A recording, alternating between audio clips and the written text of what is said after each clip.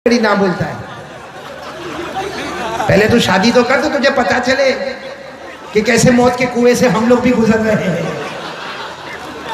देखो सब हंस रहे हैं।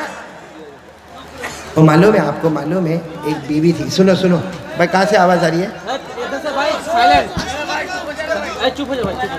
साफ करो। एक बात सुना, 18 साल 20 साल से अपने शोहर के साथ में, आमीन बोलो आमीन। ऐसे यहाँ बहुत सारे शोहर होंगे ना, 18 साल 20 साल। तुमको कितने साल हुए? 10 साल में। हो सकता है तेरी बीवी होगी। मतलब अच्छा खासा मियाँ बीवी साथ में रहते हैं। लेकिन अब शोहर है ना, शोहर वो कभी कभी सोचता है कि कब तक ये बीवी रोज बीवी के साथ रहने का, भाई एक आध हफ्ता एक आध महीना माँ के घर जावे तो मेरे को थोड़ा दिमाग में देखो हाँ बोलता है आराम मिले।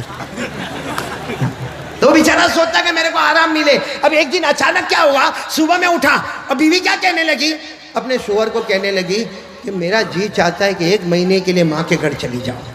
हम 17-18 साल से साथ में, जरा एक महीना माँ के घर रहकर आऊंगी। शोहर सामने तो बोल नहीं सकता कि जा, बोल सकता? कहता ना तू चले जाएंगी तो मैं क्या करूँगा। डायलॉग डायलॉग, तू चले जाएंगी तो मैं, और दिल दिल में सोचता है कि कब पेटी बांधे। और लेकिन बीवी भी कहती ना ना ना, एक महीना तुमको भी समझ पड़े बीवी के बगैर, कैसा बर्तन मांजने का, कैसा कपड़ा धोने का, कैसा झाड़ू मारने का, कैसा बच्चों को स्कूल में भेजने का। मैं तो जाने वाली हूँ माँ के घर पे। इसका भी दिल था कि ये माँ के घर पे जाए, लेकिन कैसा भी करके बीवी को तैयार किया। और बीवी बोलो कहाँ चली गई? अरे बोलो ना कहाँ चली गई? मैके गई। कितने महीने के लिए? आपको बराबर याद है, 1 महीने के लिए चली गई वो। अब ये आराम से घर में आया ना, अपना कैलेंडर था ना, कैलेंडर उसको देखकर खुश होता है। आज की तारीख को गई है, 30 दिन के बाद वापस आएगी। रोज का प्रोग्राम बनाता है। 1 तारीख को ये दोस्त के घर पे, 2 तारीख को वो दोस्त के घर पे, 3 तारीख को इधर जाना, 4 तारीख, पूरा कैलेंडर उसने तैयार कर दिया। लेकिन रोजाना फोन करता है, हेलो कैसी है, तेरे बगैर तो यहाँ कुछ अच्छा ही नहीं लगता। और वो वहां से खुश होती है, हाँ हाँ मेरे को मालूम है, मेरे बगैर तेरे को नहीं अच्छा लगता। और ये यहाँ से डायलॉग मारता, आई लव यू। अभी कभी बोलता आई मिस यू, और कहता है यहाँ तो मेरे को अंधेरे अंधेरे में भी तू नजर आती है। वो वहां से खुश होती है। हालांकि फोन रख के बोलता है 1 महीना नहीं 2 महीने के बाद वापस आना। अब अचानक 10 दिन हुए। बोलो कितने दिन हुए? अब बीवी का फोन आया कि मैं आ रही हूँ। कितने दिन में वापस आ रही है? गई थी कितने दिन के लिए? तो ये फोन पे पूछा क्यों आ रही है 10 दिन में? तो महीने का प्रोग्राम ना, जैसे तुमको नहीं अच्छा लगता मेरे को भी यहाँ पे अच्छा नहीं लगता। इसने अपना सर पे हाथ रखा और बीवी ने बता दिया कि रेलवे स्टेशन पे आ जाना, मेरी ट्रेन की बुकिंग हो गई है, ये मेरा डब्बा नंबर है, ये मेरा सीट नंबर है, और बराबर प्लेटफॉर्म पे आ जाना। मैं सामान ज्यादा लेके आ रही हूँ माँ बाप के घर से। अच्छा मेरे को सच बताओ, ये प्लेटफॉर्म पर गया होगा तो इसका मूड अच्छा होगा कि खराब होगा? हाँ एकदम खराब। हाँ मैं तो कभी कभी बोलता हूँ ऐसा गया होगा जैसा चूसा हुआ आम, ऐसा थोबड़ा चढ़ा के यूं गया, प्लेटफॉर्म पे यूं हाथ बांध के खड़ा हो गया। इतने में वो ट्रेन आई, बराबर डब्बा सामने आया। वो बीवी सारा लगेज लेकर, सारा सामान लेकर उतरे और इसको कहे ले ले ले ये पकड़। ये कहता हाँ चल ला, जल्दी ला जल्दी ला, इधर रख दे, ला इधर रख दे, इधर रख दे। वो बेचारी बोलती मेरे अम्मा अब्बा ने तुमको बहुत सलाम बोले। हाँ तू भी बुढ़ा बुढ़ी को सलाम बोल दे, चलो चल चलो। एकदम इसका थोबड़ा चढ़ा हुआ। तो बीवी उतर के सोचने लगी कि ये क्यों ऐसा खराब मुंह बना के खड़ा है। अचानक बीवी की नजर पड़ी, वही प्लेटफॉर्म पे एक मियाँ बीवी और खड़े। अरे वही प्लेटफॉर्म पे एक मियाँ बीवी और इतना हंस हंस के बातें कर रहे, इतना खुश होके बातें कर रहे, इतना सुकून में बातें कर रहे। बस बीवी को मौका मिला, कहने लगी जरा सोच सोच, मैं 10 दिन के बाद आई, तेरा मुंह चढ़ा हुआ है, वहां देख, वो मियाँ बीवी को देख कितना हंस रहे। ये कहता है वो पगली छोड़ने आया है। नहीं समझा आपने? अरे नहीं समझे? अरे वो ट्रेन पे और मैं देखो अभी थोड़ा थोड़ा समझ में आ रहा, तो थोड़ी थोड़ी हंसी भी आ रही है। देखो अगर कोई ऐसा कोई जोक आवे ना, लतीफ़ा आवे, नहीं समझ में आवे तो ज्यादा खुश होने का। बोलो नहीं समझ में आवे तो क्यों मालूम है? क्योंकि जिसको नहीं समझ में आता ना वो 3 मरतबा हंसता है। कितनी मरतबा हंसता है? एक तो अभी हंसा कि चलो मौलाना के सामने हंस ले, फिर दूसरी मरतबा किसी को पूछेगा तो हंसेगा, और तीसरी मरतबा हंसेगा कि पहली मरतबा तो फुकट में ही हंसा था मैं, पहली मर्तबा तो मुफ्त में ही हंसा, तो जिसको नहीं समझ में आवे अच्छा 3 मर्तबा हंसेगा। लेकिन हमारी बात पर आ जाओ, मैं आखिरी बात पर आ रहा हूं, पूरा मजमा साथ में बोलेगा, फिर 1 मर्तबा ला इलाहा, और दूसरी बात बोलो मुस्तफ़ा का दामन। ये आखिरी बात पे आ रहा हूं, सब सुनेंगे इंशाअल्लाह। नहीं, मैं इसलिए कि ये बात बहुत सेंसिटिव है, बहुत दिल को लगने वाली बात है, इसीलिए मैंने थोड़ा दिमाग फ्रेश किया आपका। सब सुनेंगे, बोलो सुनेंगे इंशाअल्लाह। एक बात मैं आपको बताऊं, एक ये वाकया सुनना। एक आदमी मुल्क शाम में रहता है। भाई क्या हुआ, आप लोग किसको हाथ कर रहे हैं? खैर उसको चलने दो अपना, हम बात बहुत जल्दी ख़त्म करेंगे। और आप बोलो तो अभी ख़त्म कर दो, ख़त्म कर दो अभी।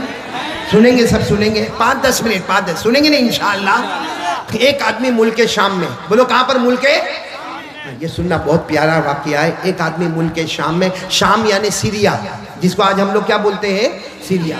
उस जमाने में एक आदमी मुल्क शाम में, इतना नुकसान, कारोबार का इतना नुकसान, और कर्जे में इतना डूबा, इतना डूबा, इतना डूबा कि खाने के लाले पड़ गए। लोगों को कर्जा कहाँ से चुकाए? कहाँ पर रहने वाला वो आदमी? मुल्क शाम में, सीरिया में रहने वाला। वो सफर करके मदीना आया। उस वक्त मदीने में अमीरुल मोमिनीन, खलीफतुल मुस्लिमीन हजरत अबू बकर रज़ी अल्लाह ताला अन्हु। बोलो कौन है अमीर? कौन है? हजरत।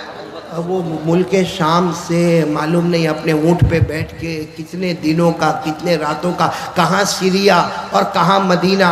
लेकिन वो आदमी आए, हज़रत अबू बकर के दरवाजे पर गए, और हज़रत अबू बकर का दरवाज़ा खिटखिटाया। इसलिए उस वक्त सारे मुसलमानों के बादशाह कौन थे? हज़रत अबू बकर। तो दरवाज़ा खिटखिटाया, हज़रत अबू बकर रज़ी अल्लाह ताला अन्हु दरवाजे पर आए। तो उन्होंने कहा कि मैं कलमा पढ़ने वाला एक मुसलमान हूँ, मैं मुस्तफ़ा का ग़ुलाम हूँ, लेकिन मामला ऐसा है कि मैं शाम सीरिया से आया हूँ और बहुत नुकसान हो गया, कारोबार में बहुत नुकसान हो गया, कर्जे में डूब गया, मेरे बीवी बच्चों के खाने के लाले पड़े। मैं शाम से मदीना आया, अबू बकर मेरी कोई मदद कर दो, कुछ मेरे को दे दो, मैं कर्जा चुका दूं, नया कारोबार शुरू कर दूं। मैं भिखारी नहीं, भीख मांगने नहीं आया, सिर्फ अपने हालात में मजबूर होकर मैं आया। हज़रत अबू बकर ने फरमाया आओ अंदर आओ। अब हज़रत अबू बकर के घर का दरवाज़ा थोड़ा अच्छा था, अंदर गए तो देखा कुछ भी नहीं। हज़रत अबू बकर ने रोते रोते कहा किससे मांगने आए हो? तुम मेरे पास मांगने आए हो? ये सोचकर मांगने आए हो कि मैं मुसलमानों का बादशाह हूँ, अमीर हूँ? अरे 2 दिन हो गए मेरे घर में खाने को नहीं है, 2 दिन हो गए मेरे घर में खाने को नहीं। तो वो आदमी कहने लगा फिर मैं कहाँ जाऊँगा, मैं तो मदीना आया था, ये सोचकर आया था कि हज़रत अबू बकर मेरी मदद करेंगे। सुनना, हज़रत अबू बकर क्या फरमाते? एक काम करो, उस्मान के पास चले जाओ। हजरत, साथ में बोलो किन के पास चले जाओ? हजरत। आवाज अभी भी नहीं आ रही, बोलो किन के पास चले जाओ? हजरत। तो कहने लगे मैं तो उस्मान को पहचानता नहीं हूँ, आप कुछ लिख कर दे दो तो मैं चले जाऊँगा हजरत उस्मान के पास।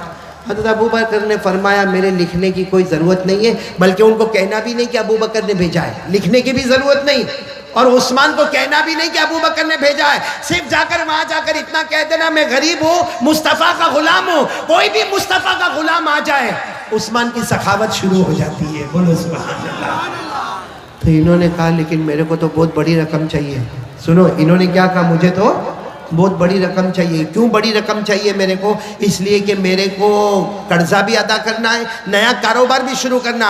अरे कुर्बान जाओ। हज़रत अबू बकर ने फरमाया कितनी भी बड़ी रकम चाहिए, उस्मान के पास चले जाओ, रकम का जिक्र मत करना, और मुझे कुछ लिखने की भी जरूरत नहीं, और ये भी मत कहना कि अबू बकर ने भेजा है। आप चले जाओ, जहां तुम्हारी सोच खत्म होती है हजरत उस्मान की सखावत शुरू हो जाती है। बोलो सुभान अल्लाह। अब वो आदमी गए, बोलो किन के पास जा रहे हैं? ये सीरिया वाले किन के पास जा रहे हैं? हजरत। तब हजरत उस्मान के पास जाकर क्या टेंशन हुआ मालूम है? जब घर के बाहर गए तो देखा कि हजरत उस्मान तो घर में अपने बच्चों को डांट रहे, और बच्चों को क्या कह रहे? अरे मेरे बच्चों, तुम दूध भी पीते हो, उसमें शहद भी मिलाते हो, दूध का खर्च अलग होता है, शहद का खर्च अलग होता है, अरे खर्चा इतना करोगे तो कैसा चलेगा? अब ये बाहर खड़े खड़े सोचने लगे मुझे तो उस्मान के पास भेजा, और ये तो अपने बच्चों के साथ में डांट रहे। और किसके वास्ते डांट रहे? दूध के वास्ते डांट रहे, शहद के वास्ते डांट रहे। लेकिन इन्होंने हिम्मत की, हज़रत उस्मान का दरवाज़ा खिटखिटाया। भाई सब सुनना, जैसे हज़रत उस्मान ने दरवाज़ा खोला, कहा क्या हुआ? इन्होंने कहा अस्सलाम वालेकुम, मैं सीरिया का रहने वाला, मुल्क शाम का रहने वाला, कर्जे में डूबा हुआ हूँ और मेरे पास खाने को कुछ नहीं है और मैं नया कारोबार शुरू करना चाहता, मैं भिखारी बनकर नहीं आया, लेकिन आप मेरी मदद कर दोगे तो बहुत अच्छा होगा। हजरत उस्मान ने कहा आओ मेरे घर में आओ। घर में बिठाया और बिठाने के बाद कहा, अपने बेटे को कहा, अरे एक बेटे को कहा जरा दूध का प्याला लेकर आओ, दूसरे बेटे को कहा शहद लेकर आओ, तीसरे बेटे को कहा कि खजूर लेकर आओ। ये सोचने लगे कि अपने बेटे को डांट रहे तो मेरे को दूध भी पिला रहे, शहद भी दे रहे और खजूर भी दे रहे। अब सुनना, हजरत उस्मान रज़ी अल्लाह ताला अन्हु ने थोड़ी देर में एक ऊंट तैयार किया और ऊंट पर इतना सामान, कपड़े, बर्तन, अनाज, गल्ला और साथ में 6000 दिरहम दिए। कितने दिरहम दिए? तो इनकी जबान से निकला कि मेरे को तो 3000 की जरूरत थी, 3000 दीनार की जरूरत थी, आपने तो 6000 दीनार दे दिए। तो उस्मान ने कहा जाओ लेकर जाओ, आइंदा जरूरत पड़े तो वापस उस्मान के पास आ जाना। अब मुझे जो बात बतानी वो सुनो। मैंने ये वाकया क्यों सुनाया, जब वो जाने लगे तो हजरत उस्मान ने कहा कि जा रहे हो? तो उन्होंने कहा बहुत बहुत शुक्रिया, मेरे को तो मिल गया, कपड़े भी मिल गए, बर्तन भी मिल गया, अनाज भी मिल गया, सवारी भी मिल गई और मेरे को 6000 दीनार भी मिल गए, मेरे को तो सब मिल गया, मैं जा रहा हूँ और आपका बहुत बहुत शुक्रिया। तो हजरत उस्मान कहते मेरा शुक्रिया मत अदा करो, अबू बकर का शुक्रिया अदा करो जिन्होंने तुम्हें यहाँ भेजा है। तो उन्होंने कहा मैंने तो आपको कहा भी नहीं कि हजरत अबू बकर ने भेजा है, आपको कैसे मालूम? हजरत उस्मान ने कहा हम मुस्तफ़ा के गुलाम हैं, इन आंखों से कम देखते हैं, इन आंखों से ज्यादा देखते हैं। हम इन आंखों से, बसारत से कम देखते हैं, हम दिल की आंखों से देखते हैं ये कौन क्या सरमाया लेकर आता है। खैर अच्छा मेरे को बताओ, ऐसी सखावत आज कोई करे? अरे बोलो ना, हमारे खड़ई में कोई करे? अरे कोई करे ऐसा? ऑल ओवर इंडिया में जाओ कोई ऐसी सखावत करे? नहीं करे। लेकिन एक बात आपको बताऊं, यह उस्मान इतनी बड़ी सखावत करने के बाद जब हजरत अबू बकर रज़ी अल्लाह ताला अन्हु का इंतकाल हो गया, अमीरुल मोमिनीन कौन बन गए? हजरत उमर। हजरत उमर रज़ी अल्लाह ताला अन्हु शहीद हो गए, उनके बाद में अमीरुल मोमिनीन कौन बने? बहुत पैसा, बहुत माल दौलत। अरे जब हजरत अबू बकर के जमाने में हजरत उस्मान के पास इतना माल और दौलत था, अब तो हजरत उस्मान खुद अमीरुल मोमिनीन बने हैं, सारा बैतुल माल इनके पास में है, सारी जमीन की दौलत इनके पास में है। लेकिन यही हजरत उस्मान, पूरा मजमा सुन लो, रात के सन्नाटे में कब्रिस्तान जाते थे। बोलो कहाँ पर जाते थे? और जाके इतना रोते थे, इतना रोते थे, आपकी दाढ़ी मुबारक से आंसू के कतरे टपकते थे। और एक दिन नहीं, हर रात को जब पूरे मदीने में सन्नाटा हो गया, हजरत उस्मान चुपचाप अपने घर से निकलते, कब्रिस्तान जाते और कब्रिस्तान में दाखिल होकर इतना रोते, इतना रोते, इतना रोते कि आपकी दाढ़ी मुबारक से आंसू के कतरे टपकते। एक मर्तबा तो किसी ने कब्रिस्तान में उनको पूछा, क्या उस्मान आपके सामने जन्नत का तज़किर आता है, आप इतना नहीं रोते? आपके सामने जहन्नम का हौलनाक आता है, आप इतना नहीं रोते, लेकिन कब्रिस्तान में आके आप क्यों रोते? सुनो, पूरा मजमा सुनो। हजरत उस्मान रोए और रोते रोते फरमाया, मैंने मेरे नबी सल्लल्लाहु अलैहि वसल्लम को कहते हुए सुना कि कब्र आखिरत की मंजिलों में पहली मंजिल है। बोलो कब्र आखिरत की मंजिलों में। हजरत उस्मान ने रोते रोते कहा, मेरे नबी ने फरमाया कोई इसमें बच गया, हर मंजिल में बच गया, लेकिन कोई इसमें पकड़ा गया, हर मंजिल में पकड़ाता जाएगा, हर मंजिल में पकड़ाता जाएगा। मेरे प्यारों, ये पूरी बात हदीस पाक में। बोलो ये पूरी बात कहाँ पर है? मैं आपको हदीस सुनाता हूँ। काना उस्मान रज़ियल्लाहु ताला अन्हु इज़ा वक़फ़ अला क़ब्र बका हत्ता तबुल्ल लिह्यतुहु फ़क़ील लहु तज़कुरुल जन्नत वन्नार फ़ला तबकी व तबकी मिन हाज़ा फ़क़ाल उस्मान रज़ियल्लाहु ताला अन्हु समिअतु रसूलल्लाहि सल्लल्लाहु अलैहि वसल्लम यक़ूल इन्नल क़ब्र अव्वलु मंज़िलिन मिन मनाज़िलिल आख़िरह फ़इन नजा मिन्हु फ़मा बअदहु अयसरु मिन्हु व लम यंजु मिन्हु फमा बादहु अशद्दु मिन। हजरत उस्मान फरमाते, मेरे नबी ने फरमाया कब्र आखिरत की मंजिलों में पहली मंजिल। पूरा मजमा बोले जो इसमें बच गया, बोलो जो इसमें बच गया वो कयामत की हर मंजिल में, और जो इसमें पकड़ा गया। चलो कौन कौन चाहता है कि कब्र में बचना है अल्लाह के अज़ाब से? बस आखिरी बात, कब्र में जाना है कि नहीं जाना? नहीं, पूरा मजमा बोले भाई जाना कि नहीं जाना? मेरे को भी जाना है, आपको भी जाना, मेरे को भी मरना, आपको भी मरना। अरे मेरे प्यारो, गुस्ल का पानी मेरा भी और आपका भी तैयार होगा, कफन का कपड़ा मेरा और आपका दोनों का तैयार होगा, हम सबको जनाजा हमारा उठेगा, और जब हमारा जनाजा उठेगा हमारे घर वाले रोएंगे और हमें कब्रिस्तान ले जाया जाएगा, और कब्र की अंधेरी रात में हमें कब्र के अंदर उतार दिया जाएगा। सबको जाना है ना कब्र में। अब कौन कौन चाहता है कि कब्र के आजाब से बचना है? एक काम, अल्लाह की कसम, इधर देखो, 5 मिनट, एक काम के लिए तैयार हो जाओ। मैं अल्लाह की कसम सारे उलमा के बीच में खाता हूं, एक काम कर लो, कब्र का अज़ाब तो दूर की बात, कब्र में आग का धुआं भी हमारे करीब नहीं आएगा। बल्कि मैं कसम खाता हूं अल्लाह हमारी कब्र को जन्नत का बाग बनाएगा। बोलो इंशाअल्लाह, आमीन बोलो। अल्लाह हमारी कब्र में जन्नत की खुशबुएं लाएगा। बोलो आमीन। अल्लाह हमारे कब्र में जन्नत का बिछोना बिछाएगा। बोलो आमीन। अल्लाह हमारे कब्र को जन्नत के बागों में से एक बाग बना देगा। बोलो आमीन। एक काम करना पड़ेगा, खड़े वालों, अगर आप तैयार हो तो मैं आगे बोलूं, करोगे इंशाअल्लाह? क्योंकि हमारे नबी का वादा है कि कब्र का अज़ाब नहीं होगा अगर ये काम करोगे। तो कौन कौन तैयार है? हाथ ऊपर करे भाई। तैयार है तो हाथ ऊपर रखे, बोलो इंशाअल्लाह। नहीं, मैं बात खत्म कर रहा हूं, बोलो इंशाअल्लाह। आवाज नहीं आ रही, बोलो इंशाअल्लाह। कल की फजर, बोलो इंशाअल्लाह। मौत की शाम, बोलो इंशाअल्लाह।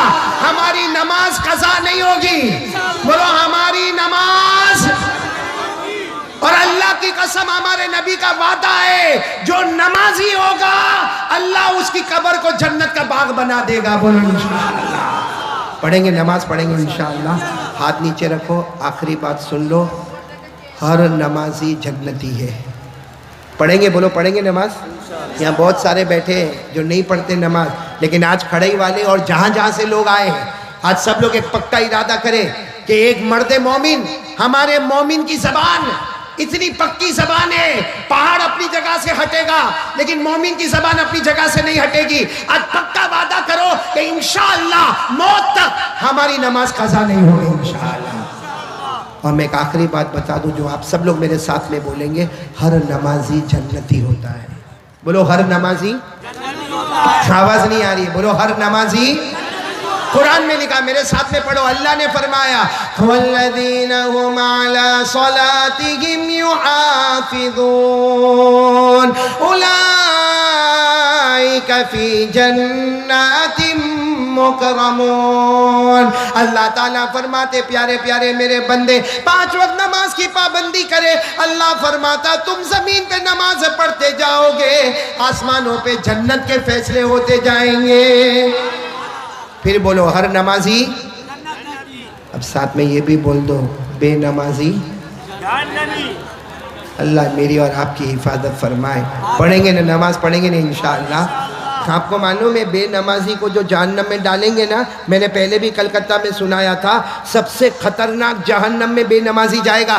एक खड़े वालों सुनो, जिस जहन्नम में अबू जहल जाएगा, जिस जहन्नम में कारून जाएगा, जिस जहन्नम में फिरौन जाएगा, जिस जहन्नम में हामान जाएगा, हमारे नबी फरमाते, अल्लाह की कसम मेरी उम्मत का बेनमाजी भी उसी जहन्नम में जाएगा।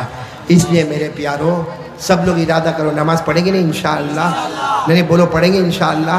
तो टोटल 3 बातों की जगह ज़्यादा बातें हो गई, वो सब बातों को हम याद करेंगे। सबसे पहली बात, भरोसा किस पर करना? डरना तो किससे डरना? यकीन किस पे बनाना? अल्लाह पे। और मोबाइल से गंदी चीज़ों को डिलीट कर देना, अच्छी चीज़ों को डाउनलोड करना। और एक बात जो आपके कान में आई, मुस्तफ़ा का दामन नहीं छोड़ेंगे। और हमारे नबी के अखलाक पर अपने आप को बताना, ताकि दुनिया को पता चले कि इस्लाम के पास अखलाक है, ईमान के पास अच्छे अखलाक है, एक रिस्पेक्ट है, एक डिसिप्लिन है जो अल्लाह और अल्लाह के रसूल ने हमको दी है। और आखिरी बात पर आ जाओ, मौत तक हमारी नमाज कज़ा पक्की बात इंशाअल्लाह। अल्लाह हम सबको अमल की तौफीक अता फरमाए। मैं आप तमाम खड़े वालों का बहुत बहुत शुक्रिया, ख़ास करके मेरे साथ आए हाजी जुनेद ओरावाला, इसी तरीके से हाजी इकबाल भाई जमाल, और इसी तरीके से मौलाना उस्मान और ये इसी तरीके से हमारे भाई से मुलाकात हो गई, अशरफुल भाई से, और मुख्तियार भाई तो हमको खुद यहाँ पर लेकर आए। बाकी आप तमाम का, क्योंकि मुझे मालूम है कितने ऐसे हैं जो गुजरात में रहते हैं और गुजरात में सूरत में बयानात सुनते रहते हैं, क्योंकि जब मैं यहाँ आ रहा था तो मुझे एयरपोर्ट पर भी कुछ मिले, कुछ एयरपोर्ट के बाहर भी मिले जो इसी तरफ आने वाले। अल्लाह ताला सबके आने को कबूल फरमाए, बोलो आमीन। अल्लाह सबके जायज़ मकासद को पूरा फरमाए, और आमीन कहो। अल्लाह ने यहाँ बिठाया, अल्लाह हमको जन्नत भी नसीब फरमाए। मेरे प्यारों, अल्हम्दुलिल्लाह यहाँ पे बहुत सारे उलमा हैं। मैं उन तमाम उलमा का शुक्रिया अदा करना चाहता हूँ। सबसे पहले तो हज़रत मौलाना हबीबुर रहमान कासमी साहब, हज़रत हाफिज़ पीरुद्दीन साहब, हज़रत कारी अशफाक साहब, हज़रत मौलाना अनीसुर रहमान साहब, हज़रत मौलाना असदुल्ला साहब, हज़रत मौलाना नज़रुल इस्लाम, हज़रत हाफिज़ विलायत साहब, हज़रत मौलाना हुमैदुल्ला साहब, हज़रत मौलाना अयाज़ अहमद साहब, हाफिज़ हाशिम साहब, इन तमाम से का, और भी जितने उलमा जिनके नाम इस पर्चे पर नहीं आए होंगे, लेकिन हम दिलो जान से तमाम उलमा का, हाफिज़ों का, कारियों का, और तमाम गाँव वालों का, और तमाम ये इंतज़ाम करने वालों का, और इतना बेहतरीन इंतज़ाम करने वालों का मैं तमाम का दिलो जान से शुक्रिया अदा करता हूँ। और मैं कोई दुआ नहीं, सिर्फ एक ही दुआ देता हूँ कि अल्लाह ने यहाँ जमा किया, अल्लाह हमको मौत के वक्त कलमा नसीब फरमाए, और अल्लाह हमारी कब्र को जन्नत का बाग बनाए, अल्लाह हमको नमाजी बनाए, और अल्लाह हमको जन्नत में आला मकाम अता फरमाए, अल्लाह हमारे बीमारों को शिफा अता फरमाए, अल्लाह हमारे मरहूमीन मरहूमात की करवट करवट मगफिरत फरमाए। और एक ऐलान और भी लिखा है कि दरख्वास्त है कि हमारी खड़ई के जामा मस्जिद की तामीरी काम अभी अधूरा है। तो मेरे प्यारों, ये तो बहुत अजीब और बहुत अच्छी बात है कि आज इतना बड़ा मजमा भी जमा है और हमारे यहाँ ही की जामा मस्जिद का काम चल रहा है। तो मैं तो चाहता हूँ माशाअल्लाह ये पूरा मजमा है, चारों तरफ लोग रुमाल लेकर खड़े होंगे, हमको अपने गांव की मस्जिद में देना है। अरे मेरे प्यारों, एक बात मैं आपको बताऊं, बस मेरे को 5 मिनट दे दो, सब दोगे ना इंशाअल्लाह? जामा मस्जिद में चंदा करोगे ना इंशाअल्लाह? दोगे ना? और यहाँ के जिम्मेदार आपसे मांगेंगे, चारों तरफ रुमाल लेकर फेरेंगे और आपके दरमियान में आएंगे। आप लोग जितना हो सके दो। मेरी सिर्फ एक बात समझ लो, कुरान करीम में लिखा जो अल्लाह के घर में देता है, साथ में बोलो, जो अल्लाह के घर में। कुरान क्या कहता है मालूम? 1 दे दे 10 मिलेगा। कितना दे दे? इधर देखो, कितना दे दे कितना मिलेगा? कुरान में लिखा, मन जाअ बिल हसनति फलहु अशरु अम्सालिहा। आपको मालूम है फिर ये कानून बदल गया। अल्लाह ने फरमाया ना, ये तो मेरे आखिरी नबी का उम्मती है, 1 देगा, हम 10 देने वाले, अब 10 कैंसल, अब 70 देने वाले। कितना देने वाले? 70। फिर कानून बदला, अरे आखिरी नबी का उम्मती 1 देगा, हम 700 देने वाले। कितना देने वाले? और आखिर में क्या कानून आ गया? ए प्यारे नबी, आपका उम्मती है, ये गिन के देगा, ये गिन के देगा, हम इतना देंगे ये गिन भी नहीं पाएगा। तो मेरे प्यारों, ये रोज़ी का दरवाज़ा खुला हुआ है, जन्नत का दरवाज़ा खुला हुआ है। ये लोग रुमाल लेके आपके दरमियान में आ गए हैं, सिर्फ एक तरफ से आए हैं, मैं चाहता हूँ दूसरे तरफ में भी आ जाए, तीसरे तरफ में भी आ जाए, चौथे तरफ में भी आ जाए, और आप लोगों से जितना हो सके, और अगर कोई बड़ी रकम देकर यहाँ लिखवाना चाहे तो अभी खड़ा हो जाए, हम दिलो जान से उसके लिए दुआ करेंगे। वो दुनिया में अल्लाह का घर बनाएगा, अल्लाह जन्नत में उसका महल बना के देगा इंशाअल्लाह। बीच बीच में जिम्मेदार हजरात खड़े हो जाए भाई, बहुत बड़ा मजमा है, बीच बीच में रुमाल लेकर जिम्मेदार हजरात खड़े हो जाए।